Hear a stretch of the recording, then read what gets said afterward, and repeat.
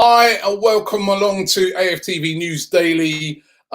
Here to talk to you guys and find out how you're getting on. And I've got a very, very special guest with me today. I've got Moh. How you doing, Moh? Not too bad. You're clearly missing people, because I can't remember the last time you called me special guest. So I like this. I like this change. There'll be more of that, yeah? Oh, boy, Moh. Have you ever known a time like this? I mean, it's absolutely unbelievable at the moment. Yeah, it is absolutely unbelievable. And I think the thing that really puts it into perspective is that they talk about what's going on now, and they say it's the first time in peacetime that this has ever happened. And yeah, that's the thing. People have only ever experienced this in war before, and we're obviously too young to relate to that. So this is a real first for us in our lifetime. And if anyone's like watching this and they're quite young, if they think that, how often does this happen? Is it regular? This is just uncharted territory for us. So it's weird, very strange. I haven't even spoken to you since it sort of first blew up, but it started off with Arteta. Obviously, that was the thing that stopped the Premier League, basically, when Arteta got the coronavirus. What did you think at that moment? Did you think that was it for the season? No, absolutely not. I don't think that it's possible to not play out the season. I just, it'd have to take something much bigger than this, in my opinion, for the season not to be played out. And I say that because, too much time, energy, investment, effort has gone into it. There's always a way of finishing it off. You're going to have to go and do things you've never done before. You're going to have to think outside the box, big time. But there's always a way of getting it done. If I had said to you a month ago that, oh, delay the Euros and do this and do that, you'd say, oh, no, you can't delay the Euros. People have booked the hotels and this and that. But it just shows it can be done. You might not think people will be willing to go to those lengths, but I'll tell you one thing: the players and the chairman of clubs will go to any lengths to make sure that they get. Don't get me wrong, the people who are going to get relegated, they'll be saying no, just void it, a bit like Karen Brady. But everyone else, even the mid-table clubs, they'll be saying no, let's do it, let's get to next season, and they're going to want it to go to business as usual. So, I think, Robbie, what's going to happen is that they've done the right thing with delaying the Euros and free up that time in the summer. And I think that what they might just say is, look, you were going to get, let's say, May to August, so a few months break in the summer. Instead, you're going to take the time that you've had off now as your few months break. Yeah, fair enough. You guys don't get to go to the Maldives or Tahiti or wherever the hell you wanted to go to with your family and chill out, all of that stuff. Yeah, but you've had the time off. You've had that time to unwind outside of football. So I think that this season, the last game and the first game of next season could be sandwiched very, very closely together. And ultimately, you just got to make it happen. So if that means that there's very blurred lines between the two and you feel like you're going from game 38 to game 1 in a fortnight, well, so be it. You've got to get these things done. Yeah, but Moh, there's got to be a danger now that we might not have this season completed. It might be null and void, because but the Olympics today has been postponed now. So the Olympics and Paralympics has been postponed. That's not going to happen now until next year. They've given themselves a year. When can we play? If they're saying to themselves, and I remember the Olympics were supposed to take place in August. So if they're saying to themselves, you know what, it's too soon to get that on in August, right? When are we going to get the Premier League back? Just not going to have enough time to. No, you'll make time. Go and say in September. If I was thinking maybe July, August, it might be September. Then you've still got to get the next season in before the Euros at the end of the season. They're not going to put the Euros back twice, are they? What I would say, Robbie, if we were on lockdown for like 9 months or 12 months and literally a year out of our lives went, then yeah, you might have to say no football could be played for that season. But they won't cancel this season. They'll cancel next season. This season, it's unfair on everything that's gone before to cancel this season. So they will play out this season. If in that crazy scenario that we're in lockdown for 9 or 12 months, then they'll just say, look, the 2021 season wasn't able to be played. And that has happened before, in in times of war, for example, where just no football, you just can't do it. But what I think that will happen, even if we're squeezed by 4 months or 5 months or something, it won't even be it won't be a 1 year plan. It will be kind of like a 3 year plan, a 4 year plan, in order to just sandwich things together, for example, and play out the season. You could even kind of say, look, instead of it being a 38 game season, you know how other leagues in Europe, they split. You could do something like that. You could say, fine, we've got a split coming up when the next World Cup's on in Qatar. So we've got that split coming up anyway. And again, remember, that's going to be piling up fixtures again. Yeah, but listen, the conversations that will be going on in the Premier League, they'll be thinking of, they should be thinking of a million contingency plans. Whether that's a case of, instead of having a 38 game season home and away, you have kind of a 19 game season that is played solely on neutral venues. So it could be Arsenal versus Burnley in I don't know, Brighton, for example. It could be any variety of things, but they will have to get it done. Only if we're in lockdown for, I'd say 6 months plus, do I think that it puts a whole kind of title race, a whole campaign, a whole season in jeopardy.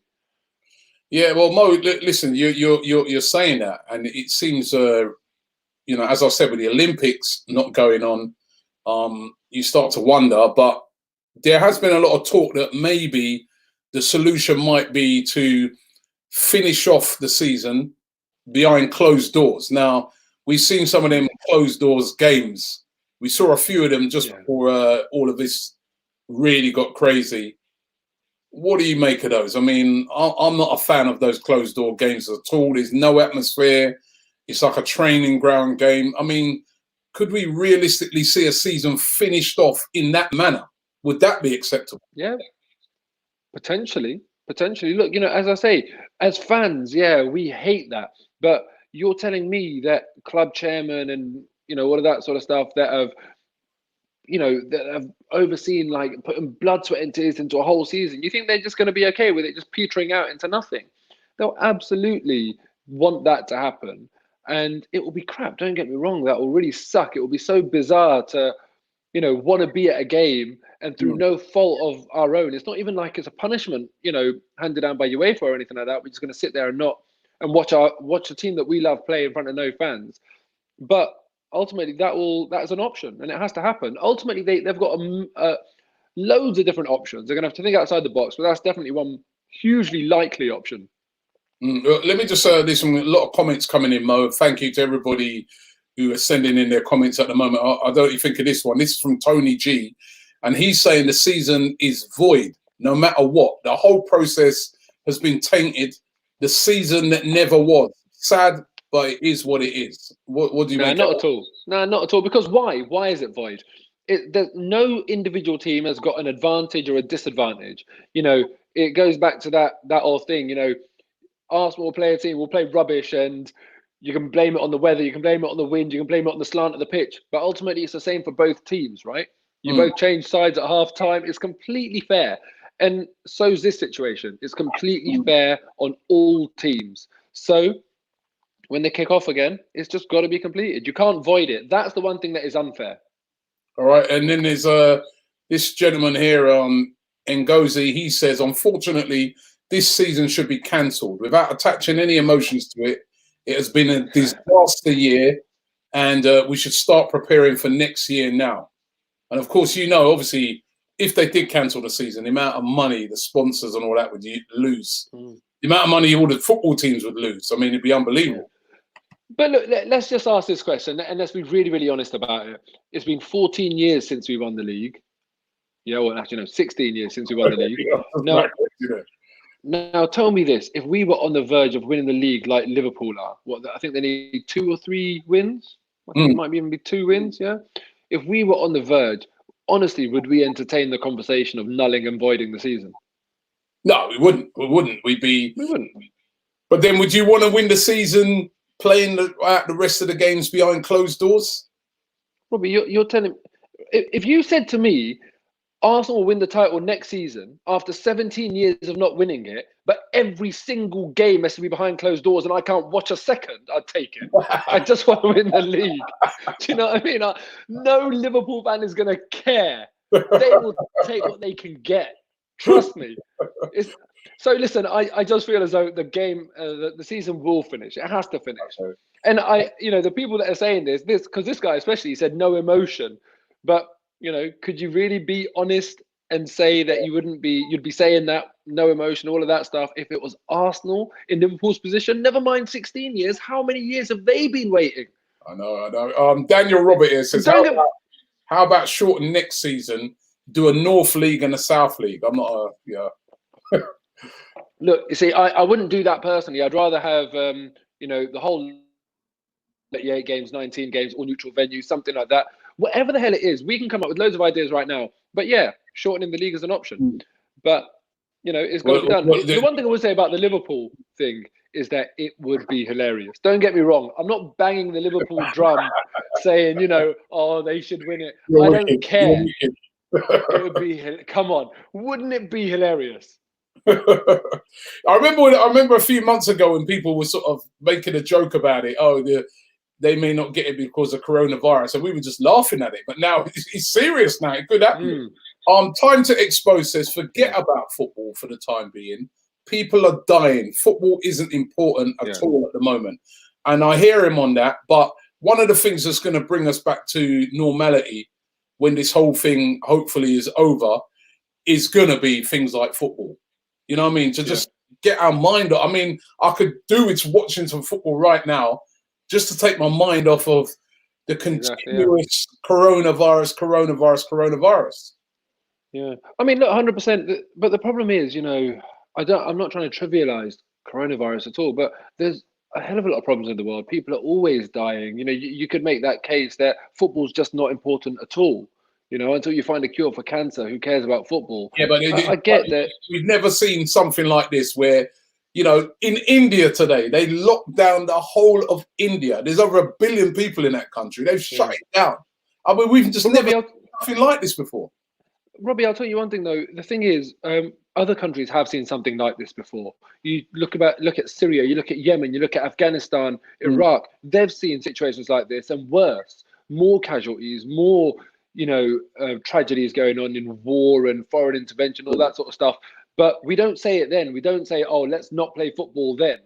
It's only because it's affecting us now. It's only because we're sitting here in Europe and all of a sudden we're so privileged, but our lives are affected by something. We're not used to that. We're not used to outside interference ruining our very first world problems and privileged lives. So that's why we're looking at it like that right now. But look, if you want to talk about it like that, then for all the million Iraqis that died, we shouldn't have been playing football then. That's how I see it. Funny enough, I remember meeting some fans in Dubai from Iraq. And I remember also meeting some fans from Syria before as well, who said to me that football takes their mind off of it. They love watching it, takes their mind off of it. There were a couple of them that were Man United fans, and they said, we love watching the football because we don't want to be, all the stuff that we're going through day in, day out. So, it's a bit of escapism. Yeah, I think, imagine, we're always excited to watch our team play, but you imagine, even if we can only watch it on TV because it's behind closed doors, our next fixture, imagine how excited we'll all be. It will be an event, it will be like a pay-per-view event. You'll be sitting there in front of the TV, popcorn, everything. You'll be getting ready for it. It won't feel like a normal football game. And I think that would be a really welcome distraction. It wouldn't surprise me if it was a pay-per-view event when Sky need to start making money. This is Mike Oxmore. He says, if we continue the season and play behind closed doors, we would have to call upon the ambulance staff to be on standby, which would be stupid in the times that we're in. He says, do we agree? He says, hi from Birmingham. Again, there's that. There's that. We got a valid point as well. It's crazy at the moment. It really is crazy.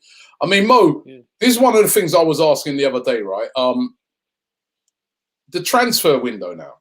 What's going to happen with that? Because, you're not going to see teams spending massive amounts of money now, are they? They're just not going to have it, are they? Yeah, it's a really strange one because, I don't know to what extent teams will be affected because there might be Oh, insurance come on, they're going to policies be that affected. teams have. No, but financially, they might have insurance policies. I don't know whether, teams or institutions have thought of this because they'll be insured against, let's say, natural disasters or whatever. But I don't know if they're insured against this. So I it doubt really it. remains to be You can seen. see the reactions of the Premier League to this. It's caught them by surprise. They didn't have any contingency plan or anything. So to me, it doesn't look like they had a plan. I mean, I'd be very surprised if insurance would cover something like this. Maybe, Yeah. but I don't know. I really wonder. But you know what? even in the Premier League, Pardon? there's going to be a lot of skint clubs, even in the Premier League. Yeah. I mean, yeah, but forget the Premier League. I really feel sorry for the other clubs, the lower league clubs, because they're gonna, just like any small business, they're really, really going to be struggling. So, yeah, but with the transfer window though, look, assuming, for example, there's not much of a gap between the end of this season, beginning of next season, they can still run the transfer window according to the same dates if they want to, and then you might have teams buying players as they're finishing out a season, but those players won't be eligible to play for them until the first fixture of next season. It will no longer be a case of like, a particular date, because all the dates are going to change, right? But it will just be a case of from the start of the season. So it will be quite strange. Like we'll get, we might, we were expecting to get Saliba, for example, on 1st of June, I'd imagine. Yeah. Now, I wonder how that's going to work. Saint Etienne going to say, well, the only reason we said 1st of June is because we obviously were under the impression that our season was going to finish before that. Really, what the true nature of that deal was, is we keep him until the end of our season. And there'll be so many little intricacies now that they need to figure out and sort out. It'd be very unfair because you think about it, right? Arsenal, for instance, trying to make a play for the top four, even say a Man United or somebody like that. They look on it and say, right, well, we still got 10 games left. Let's go and buy Neymar or somebody like that, at the end of the window to bring in. And so surely they'd have to make a change on those rules as well. That's why, exactly. No contingency for this. Yeah, but, there's always a way of sorting these out. You just got to take a real common sense approach to it. And you're never going to please everyone. It's going to be a bit like VAR, isn't it? You're never going to please everyone in the way you do it. Some people will want, let's say, for example, what I just said, 19 games, neutral venues next season. Other people want it completely cancelled. Other people will say, to hell with it, you just do it. You just play more games, like play 3 times a week if you need to. You're not going to be able to keep everyone happy, but you got to find a way. Yeah. Let's see if we can get this one here. This is super chat here. Oh, it hasn't come up on the screen here, but it says, "Hi, Robbie, Stephen." This is Stephen Featley. I know this guy, very, very nice guy. He says, "With my liver disease, I've never been so scared about coronavirus." Of course, I know Stephen, and he does suffer from problems with his liver disease. He said, I urge people to listen to the government steps on health, and health is the first priority for everyone, even the well people." And he makes a great point, because a lot of the people that are suffering are people that have underlying health issues. So, if somebody has got one serious issue and then they get this coronavirus, it can be fatal to them. And also the fact that the coronavirus is taking up so much time and so many beds in hospitals, that people like Stephen and other people who've got major issues, may not be able to get the treatment that they require. So it's serious. It is so big. It is really scary. It is very scary. You're going to have old people in their houses who can't go out, and as happens in normal life, if they fall over and damage a hip or whatever that might be, now all of a sudden that can become life-threatening. Where ordinarily it'd be fine, they go in and get treatment. Now it's going to be very, very difficult for them, and these really tough choices are going to have to be made. So yeah, 100%, we've got to listen to the guidelines. But what frustrates me a little bit is that France, many days ago, God knows, over a week, I don't know the exact date, but they were only allowed out if they had kind of filled out a form that they could show if they were stopped to justify why they were out. And just how we've got now, it was a case of only emergencies, or for your normal sustenance and that sort of thing. I think we've taken so long. How long ago did our flipping chancellor come out and promise, what is it, 330 or 350 billion pounds? And that's what annoys me about this government. It was always businesses before individuals. It was always about the economy. Their major concern is the flipping footsie, not the public. Why was this not announced at the same time as that? You know, giving people more money is not going to stop the spread of the disease. Paying people's wages, yeah, very noble of you. Well done, that's great. And giving businesses loans and all that sort of stuff is brilliant. But it's not going to stop the disease. And I just find it very annoying in terms of how light touch it was. You know, kind of, oh, you shouldn't do this, but oh yeah, do it if you want. It's just not good enough. Don't you think maybe they were trying to kind of sort of say to people, we want you to do it without us having to force you to do it? I mean, but Robbie, do you know what? We're talking about the gentleman with the liver disease. We're a country where we're used to being moving around and being free and do it, and so they're trying to do it in a way in which, like, we're not forcing you, but listen, do this for everybody. And then when they've seen Robbie, that's not going to work, they've come down. If you had a liver disease and you were petrified because you knew that if you get this, then your immune system isn't going to be able to deal with it, I would want the government to put into place policy that would protect someone that's vulnerable, you know, like that. Old people, the elderly, vulnerable people. I'd want those people to be protected. I just don't think it was enough. Yeah, you can say that, you know, they tried to do it in a certain way. And I understand that. I understand culturally in this country, we don't like being told what to do. We don't have that sort of mentality. But governments are there to make really tough decisions and to make the right decisions. And I feel like it was very light touch. And unfortunately, a lot of deaths could have been avoided in this time, and they've just reacted way too slowly. Okay, let's get into another comment here. This one comes from Peter Makuza, and he says, shout out to you, Robbie and Moh from Georgia in the US. And of course, they're being affected by this badly as well at the moment. He says, you guys are really keeping us entertained. I've decided to watch all of our games from day one. He said, Emery was a mess. He should stay in isolation forever, right? I mean, the Emery, when you look back on it, I mean, that has really, you know, if we'd have brought in Mikel Arteta earlier, who knows? We could have been in a lot of better position, couldn't we? Yeah, who knows? But also, there were signs with Emery where we were saying get clear improvement. You know, let's not forget that. Obviously, now we know overall the Emery project didn't work. But there were certain signs where we thought, actually, this could work. So likewise with Arteta, I feel like the expectation has been ramped up, and we're hoping he does the business. But could all go pear-shaped for him as well. I hope not. But the thing that annoys me about Emery, though, right, is since it all went pear-shaped for him and he was sacked rightly, I don't think there's anyone that says, you know, oh, you were harsh for sacking him. Why is he still talking about us? You know, the little sly comments he keeps on having. Shut up. He's having digs, don't he? It really is winding me up. Yeah. And listen, I personally look on Emery and I say he was a very lucky guy because he should have been sacked long. I think if he had been in any other club, he would have got sacked ages before he got sacked. He got, you know, they gave him every chance. Yeah, exactly. Yeah, likewise. And the thing is because, you know, a lot of us enjoy saying it. I'm one of the people that enjoyed saying it. But after having a manager for 2 years, we could kind of take that high and mighty position. We're not a sacking club. And we can look down on other clubs and say, yeah, we're not a sacking club. And I feel like we put that pressure on ourselves as a club.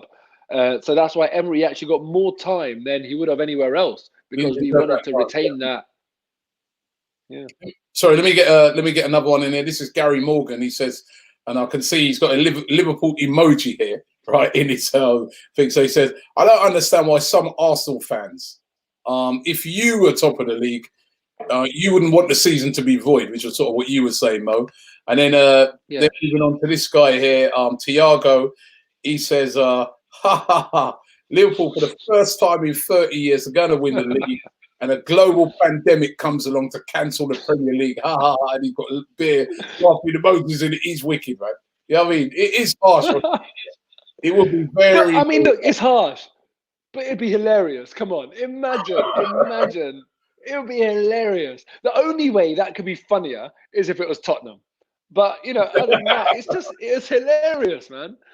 It's not fair. I'm not saying it's fair. If I held the power of this decision. I would not do that to Liverpool. I would do it to Tottenham, but I wouldn't do it to Liverpool because it's not the right thing to do. But it'd still be funny. There might be no choice. There might be. It might end up being that way. It might end up being that way. Listen, because of nobody's fault. I think all of the clubs out there are sort of saying this, and Liverpool deserve to get it. Liverpool should get it. Even United are saying it, but it's got to be done right, isn't it? If the season can't finish, the season can't finish. Robbie, listen, if you can't finish the season, let's say, for example, that actually happens, I understand there will be some conversations about which team should get relegated, who should get Champions League spots and all that sort of stuff, but there's no debate about who gets the title.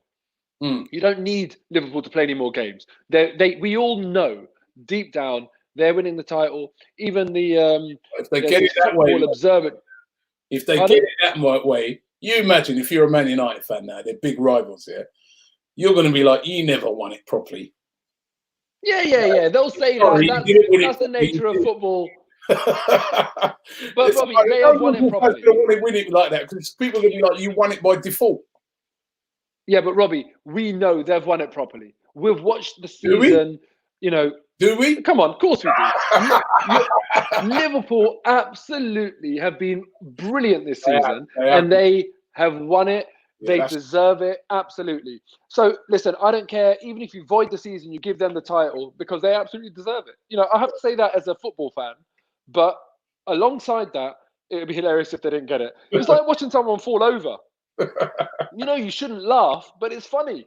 You don't want them to fall over. You don't want them to hurt themselves, but it's just funny. Let's get there. This is Mick ND90 with a super chat. He says, my parents said that Singapore is not in lockdown. Stores are full of toilet rolls. They handle Corona well. What if we just moved the Premier League to Singapore? I'll tell you what, I remember going to Singapore. It was a beautiful country. Yeah. I'd have some of that. Man. That could be a possibility of getting the season finished. Moving it to another country. No one's actually suggested that yet, but But see, this is the amazing thing about it. Look, we've been doing this for 27 minutes now, and someone's come up with an idea that I hadn't thought of, you hadn't thought of. Yeah. And the thing is, that's what the Premier League will be doing. They won't be doing it for 27 minutes. They'll be talking about this day in, day out, trying to figure out 100 different options. They will come up with one that sticks. Got Walid here. He says, Robbie and Mo, thank you so much for keeping us entertained. I'm not an Arsenal fan, but you're much better than most of those pundits. So thank you very much for that. Magic Mac Music, he says, what happens to my team? He's the super chat. He says, what happens to my team, Preston, who are sixth in the Championship with a chance of playing Premier League football for the first time ever? That taken away, and that's it. We're not considering those clubs, innit? Preston, Leeds fans right now, West Brom, and any of those teams like Preston, Fulham, any of those teams that are in a running for, to get into playoffs, it'd be a really. I mean, we do have to try and finish it, but if we can't finish it, we will finish it. We will finish it. If we can't, the thing is, finish it, innit? We can't force it. No, but you will, because listen, football will resume at some point in our lives. So you finish this season because you've started it. If you have to miss one season, you miss the next one. If you have to miss another one, you miss the season after that. But this season has been started, and therefore you finish it. It's completely unfair on these teams to just say null and void. All right, we're going to get a few more, Mo. This one here is DXLBXTT says, all exams have been cancelled. People have invested so much time into them. The season should definitely be voided. I just don't see it continuing. Forget about football. People's lives are on the line. What do you reckon that, Mo? People's lives are on the line, but playing or not playing football is not going to have any bearing on that. The two things are mutually exclusive. Someone made a really, really good point earlier about taking a single ambulance away from, the NHS to be at a football ground. And that's a really, really compelling argument. That has a direct impact on someone's life, potentially. Yeah, so fine. Don't play the game until that ambulance, until we're back to normal, and that ambulance can be at a football game without it impacting someone. That might not be till the end of the year. So what would happen? You'd have to void the season. Suppose that was the end of the year. Suppose then so be it. But you finish out this season. People are talking about July, August, September. We don't know. It could be the end of the year before things are back to normal. Yeah, but Robbie, that's fine. Then at the end of the year, you play out this season and you make next season's 38-game season into a 19-game season or whatever you might do. It doesn't even need to be one season that's impacted. As I said, at neutral ground. Arsenal play Burnley at Brighton. Okay. Every team plays every other team once. You know, there's millions of things you can do, millions of options, but you have to find a way. But for me, I'm adamant. This season finishes, no matter when you finish it or how you finish it. You finish it. Let me get a couple more here. Omar says, I can't see the season being completed if I'm being honest. The best thing is to scrap the season and start again in August. There's quite a few people sort of saying that. But Robbie, that's because this is an Arsenal chat, not a Liverpool chat. However, there is a guy here, King Gunner, definitely an Arsenal fan. He says, extend this season, cancel all of the other cups, the FA Cup, the Carabao Cup, cancel those for next season, and that would lead to a shorter season. What do you reckon to that? Yeah, you could do that. I personally would keep the cups. I would look, you know, if you're getting rid of cups, how many games, you know, if you're looking at one club, how many games are you saving? Maybe about 12 if you get to both finals. If you get to the FA Cup final and the Carabao Cup final, you might about 12 games. So why not save 19 games straight off the bat by doing a neutral venue Premier League? You know, again, it's just one option, but I think there's more substantial measures you can take. I don't think the cup thing is as big. And the other thing with taking away cups, there's a lot of teams that are going to be really affected by this, a lot of smaller teams that are going to be very affected by this. And trust me, they will want to go on a cup run next year because that could really, really like make or break it for those clubs. Well, listen, Mo, we've come to the end today. I really want to thank you for coming on. You know, I've missed talking to you, man. I missed talking to it's been good, Robbie. It's been great talking to you today. The lockdown continues. You were saying to me earlier you was cutting the grass on your lawn. So, man, I cut the grass. Used to. I was sanding all the like sleepers and all the wood in my garden. I'm going to paint them. I hate it. I just want to get back to watching football games. Today's been the worst day of the lockdown for me. I spent too much time in the garden. Well, Mo, thank you very much. What have you been doing, Robbie? You know what? I've been doing a lot of content and stuff like that, coming up with content ideas for the channel and lazing about a bit, to be honest. I did do a bit of exercising this morning, which I've got like a cross trainer and some weights and that I've had those for quite a while and not been using them. I'm saying I'm determined to use this period to try and get more fit and healthy, which we all need to do. But Mo, thank you very much, mate. Good luck to you. We'll definitely link up again with you very soon. Yeah? And I want to thank everybody. Thanks to everybody who sent in their comments. It was brilliant today. We had so many of them. And keep them coming in and keep it locked here on AFTV. We will be here for you each and every day. We know it is a really, really tough time for everybody at the moment, a really unusual time. As I keep saying every day, we're going to get through this. Don't worry about that.